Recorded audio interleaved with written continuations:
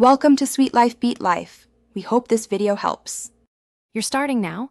Make sure the Dell is plugged or has at least 10% battery and that any physical wireless switch is set to enable. Press Windows key plus it to open Action Center. This is the fastest path. Once you see the airplane tile, tap or click it to toggle radios. If it turns gray, airplane mode is off.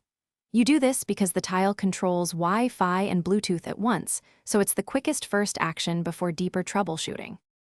Once done with quick actions, go to Settings, then Network and Internet and select Airplane Mode to confirm status.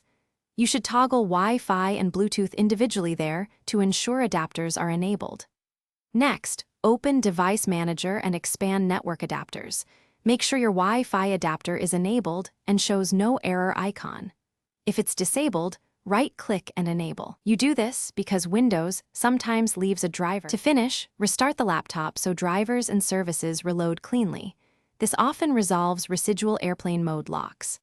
After reboot, confirm the Wi-Fi adapter is enabled and reconnect to your network. If your Dell has a physical wireless switch or FN key combination, make sure it's set to on.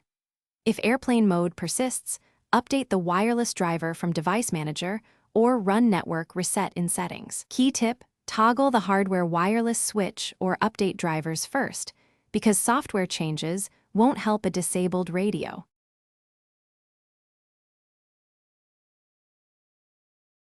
Thanks for watching. Consider subscribing if we helped you.